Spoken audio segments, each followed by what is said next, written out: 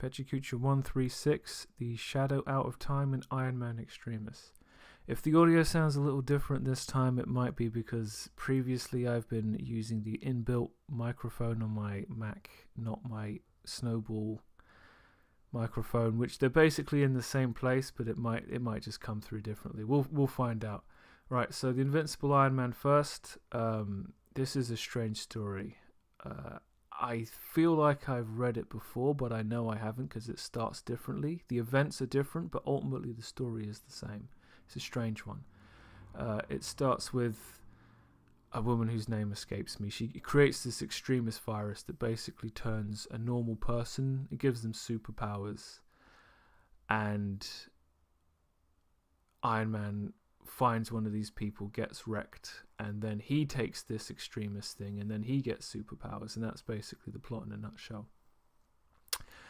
One of the things I really like about the writing of Warren Ellis is this idea that Stark is a futurist, and he's friends with futurists. It's this idea that he's interested in the future, and the only reason he ever got into arms dealing is because somebody has to pay for the future. And if you know anything about science, you know the military adopts everything first. The bad guy in this is a homegrown domestic American terrorist. He's a redneck and he's no good. But that's okay because he's dead by the end of this. I'm sure he has a name, but actually, no, I'm not sure he has a name, but it doesn't matter. There's also a flashback to the original Iron Man suit creation. And for the most part, while the art is overly detailed, I do feel like the composition's pretty strong. Stronger in some places than others, but ultimately, I think I am a fan.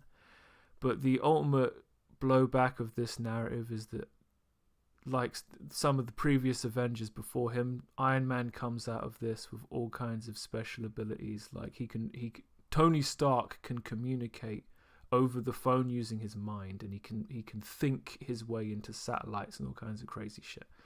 He becomes decidedly OP, which may or may not have been retconned, depending on where we are 20 years after the fact. And there's an interview with the artist at the end, which is quite insightful and interesting. It's always good to get a sense of who an artist is working on these things. You get a sense of who the writer is, but you never know. It's nice when the artist can just tell you how they think. He seems like a cool dude. So The Shadow Out of Time is an adaptation of a H.P. Lovecraft, presumably short story, because I don't know if he wrote any other other type. And it starts in the typical H.P. Lovecraft way from all the other stuff I've read, with a perfectly sane person narrating events that have happened after the fact and leaving it to the reader to determine what is true and what isn't. So this takes place in the 1930s, and it's a seemingly normal person. He grows up. Where does he grow up? Somewhere in America. Becomes like an economics professor. Has a normal life. Has a kid. In his 30s, something strange happens. He loses 5 years of his life, and is told when he wakes up in an asylum that during those 5 years, someone else, it seemed, was in control of his body, who went around the world consuming as much information and knowledge as they could on just about everything. I'm glossing over this, but it's a very interesting point. Through the next part of the book, the main character kind of has these dreams that he realizes are his recollection of where he was during the 5 years, in this strange place that kind of defied reality, and he kind of realizes he was a prisoner in an alien body, and this place he was in has the history of all known places and species and cultures, and there's this kind of mysterious labyrinthine plot of aliens who are afraid of other aliens who've been trapped under the earth, in a time long since past.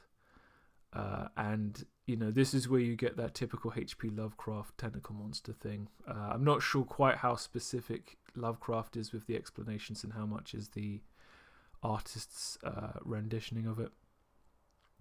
So the main character, several decades later, is compelled to go on an expedition to Egypt, where he discovers the ruins of a place that could very well be the place he thought his mind was trapped 5 years, when he lost those 5 years of his life. And he goes in, and this is towards the end, where he's not entirely sure if he's still sane, so he goes into this vault at night alone that no one else knows about, which may contain the secrets of the universe or may not be happening at all. And he you know, again, this could be the writer, this could be the artist,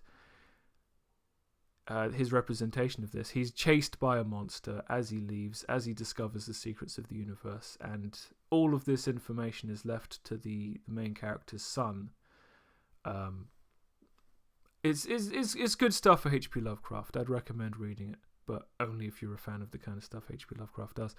I did see a Dexter's Laboratory old episode, Newspaper Ninjas. This, to me, feels like the origin of Samurai Jack. I thoroughly enjoyed this, and it was just good to appreciate good quality cartoons. And Sad Clown of the Week isn't going to come as a surprise. There are so many tangents I could go on talking about this, but let's just keep it superficial. There's a Sonic the Hedgehog movie, and Sonic the Hedgehog doesn't look like Sonic the Hedgehog. The internet is up in arms about this, and the backlash has been so severe that the production team on the movie have decided they're going to make changes to their design of, in quote marks, of Sonic the Hedgehog. I would presume from the trailer that the film's already been made, so I don't know what it is exactly they're going to do. And the real joke of this is, for all the interest in the trailer and the controversy around it, I'd be very surprised if this film even breaks even. All the people taking the piss out of this film are not going to go see it, and if they are, wow, I'd be bloody surprised.